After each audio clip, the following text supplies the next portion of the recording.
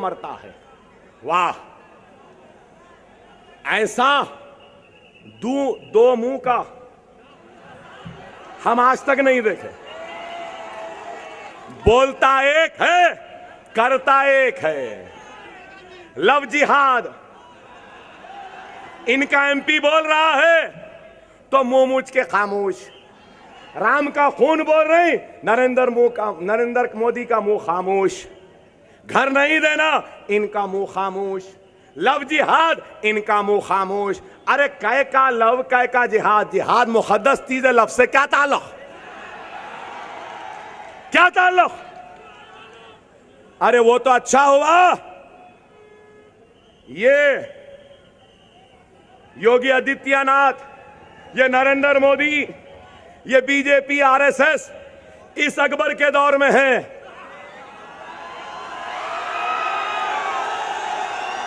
नहीं मालूम उस अकबर के दौर में रहते तो मान सिंह ने जब राजपूतों की अजमत को जोधा भाई को पेश किया तो ये लोग जोधा भाई को मलिका हिंदुस्तान भी नहीं बनने देते थे।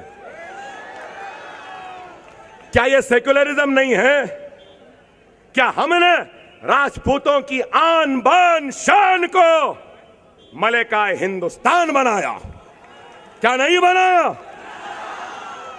अरे जिस शहर से मैं आया हूं वहां पे भी कुली कुतुब शाह भाग्यमती नामी एक लड़की से मोहब्बत करते थे और फिर उसके बाद भाग्यमती को हैदर महल बनाकर हैदराबाद को बसाया। तो सेक्युलरिज्म हमारे में नहीं है। अरे बताइए आप। खैर, बहरहाल बहुत सी बातें हैं। गुजरात के आए और बने ये वजीर आजम आज क्या कर रहे हैं? ये बयान क्यों दे रहे हैं? ये बयान क्यों दे रहे हैं? इस वास्ते दे रहे हैं कि वो अपने इस बयान के जरिए आपको मुंतशिर करना चाहते हैं। मासूम मुसलमान एक बोलेगा, जान दो भाई, बोला तो सही ना। ये मासूम नहीं है, ये लोग मासूम नहीं है।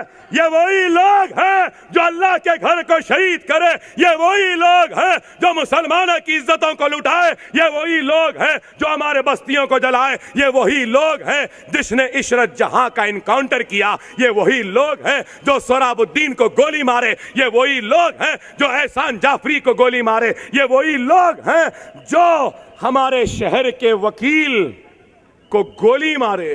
ये वही लोग हैं जो हमारे बच्चों को जेलों में रखते हैं। ये वही दरिंदे हैं जिन्होंने मुजफ्फरनगर में फिसाद बर्पा करने वालों को क्या किया? उनकी ताजपोशी और शालपोशी की थी। उस वक्त सेक्युलरिज्म याद नहीं आया। हिंदुस्तान हिंदुस्तान कहते हो। तो मैं आज नरेंद्र मोदी से मुतालबा करता हूं और यह बात कहना चाहता हूं कि मोदी, जितना हक तेरा इस मुल्क पर है उतना ही हक मेरा इस मुल्क पर है। मैं इस मुल्क के दूसरे दर्जे का शहरी नहीं हूं। तू पहले दर्जे का शहरी नहीं है। जितना तू उतना मैं और हम सब भी उतने हैं। दूसरे दर्जे के शहरी के नजर से देखना छोड़ दो। हम मरने तैयार है, मिटने तैयार है, लेकिन खुदा की कसम झुकने तैयार नहीं है। क्योंकि यह सर सिर्फ अल्लाह की बारगाह में झुकता है और किसी के सामने नहीं झुकता। ये हाथ अल्लाह से मांगते हैं, किसी से नहीं मांगते।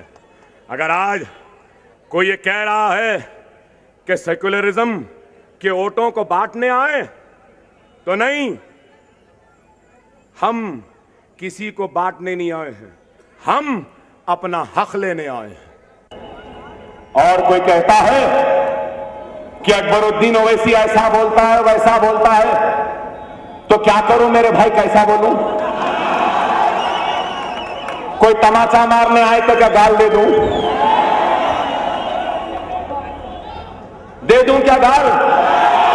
नहीं मेरे भाई, ये तमाशा मारने आए थे, एक गाल दिए तो दूसरा गाल देना, मार लो मेरे भाई और मार लो। नहीं भाई, हम ऐसे नहीं हैं, ऐसे होते तो इतनी दूर नहीं आते थे। मैं गोलियां खाया 40 बार ऐसा पेट पे बैठ के मारे, ये हाथ पे मारे 50 मरतबा, ये गुर्दा पे गोली लगी, पेशाब की थैली फट गई, ये फसली टूट गई, अंतड़ियां फट गए। अभी भी लोग बोले अकबर साहब क्यों जा रहे हैं? तो मैंने कहा मैं इसलिए जा रहा हूं क्योंकि मैं बंबई के मुसलमानों के दरमियान में जाकर उनके हक के लिए लड़कर उनके राह में शहीद होने के लिए आया हूं। आज भी बोले मुझे, आज भी बोले अकबर ओवैसी तुझे गोली मार देंगे, मार दो, मगर यह वादा है जब मौत आएगी तो अकेला नहीं जाएगा, 2-4 को तो जरूर साथ में ले जाएगा। मौत और हयात अल्लाह के हाथ है। ऐ मारने वालों, ऐ बोलने वालों, 60 बरस से तुम बोलते रहे, हम सुनते रहे, तुम हमको गूंगे बहरे समझे। अब वो दिन गए जब तुम बोलते थे हम सुनते थे, अब हमारा दिन शुरू हुआ है, हम बोलेंगे तुमको सुनना पड़ेगा। जरा थोड़ा सा बोले तो हिंदुस्तान हिल गया। अरे अभी बहुत बोलना है, इब्तिदाई इश्क है, आगे आगे देखो होता है क्या।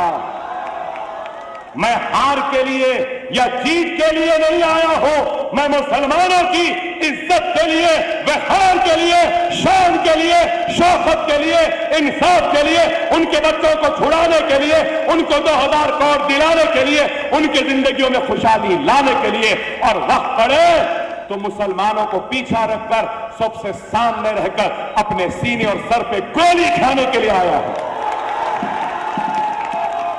अब आप फैसला करें मुसलमानों, ये अकबरुद्दीन ओवैसी संघ परिवार आरएसएस नरेंद्र मोदी को ललकारता है, डरता नहीं है, हिम्मत वाला है, मरने को तैयार है। लेकिन ये अकबर ओवैसी आज तुम्हारे सामने झोली फैलाए इत्तेहाद की भीख, वो खैरात मांग रहा है। मुसलमानों, तुम्हें रसूल अल्लाह का वास्ता, तुम्हें खुलफाए राशिदीन का वास्ता, तुम्हें शहदाए करबला का वास्ता, तुम्हें हजरत हुसैन का वास्ता, हजरत हसन का वास्ता, हजरत बीबी फातिमा का वास्ता, तुम्हें वास्ता औलिया अल्लाह का, तुम्हें वास्ता नेक मुसलमानों का। खुदा के लिए मुसलमानों, मेरे इस झोली में, इस भिखारी के दामन में अपने इत्तेहाद की खैरात को डाल दो, इत्तेहाद की खैरात को डाल दो।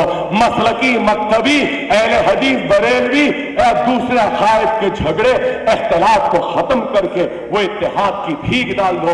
तुम अपना भी इत्तेहाद की खैरात से मेरा दामन भर दो। रसूलुल्लाह की कसम, मैं नरेंद्र मोदी के सर को तुम्हारे सामने झुकाकर चलूंगा, और कुछ नहीं चाहिए। इतना तो देंगे ना मुंबई वालों, ये खैरात तो देंगे ना, इत्तेहाद पैदा करेंगे ना। अगर वक्त आए अकबरुद्दीन ओवैसी की लाश को भी देखेंगे तो मेरी लाश को ठोकर मारना, जरूरत पड़े तो मेरी लाश पर खड़ा हो जाना, लेकिन अपने सफों में इंतशार कभी आने नहीं देना। यही मेरा पैगाम है। दुआ करना चाहता था, वक्त नहीं है। अल्लाह तू हमारे गुनाहों को माफ फरमा दे, अल्लाह तू हमारे गुनाहों को माफ फरमा दे, हमारी इज्जतों की हिफाजत फरमा, हमारे इस्मतों की हिफाजत फरमा, हमारे बस्तियों की हिफाजत फरमा। ऐ अल्लाह हमारे दुश्मनों का सफाया कर दे, ऐ अल्लाह हमारे दुश्मनों को नीस्त नाबूद कर दे, ऐ अल्लाह मुसलमानों के सफ़ों में इत्तेहाद को पैदा कर दे, ऐ अल्लाह महाराष्ट्र के मुसलमानों में एक नए अज़्म, इरादे, वो हिम्मत को पैदा कर दे, ऐ अल्लाह हमको कामयाब व कामरान कर दे, हमको कामयाब व कामरान कर दे। बेरोजगारों को रोजगार अता फरमा, घर में बैठी बच्चियां शादियां नहीं होंगी, शादियां करवा दे। बेरोजगारों को रोजगार अता फरमा। हमारे मरहूमीन जो हमारे दरमियान में नहीं है, ऐ अल्लाह इनको जन्नत में आला मुकाम अता फरमा। ऐ अल्लाह हम सबको नेक बना, एक बना। ऐ अल्लाह मजलिस इत्तेहादुल मुस्लिमीन को ताकत बच्चे मुखलिस दियानतदार ला इलाहा इल्लल्लाह मुहम्मद रसूलुल्लाह कलमा पढ़ने वाले मुसलमानों को कामयाबी और कामरानी अता फरमा।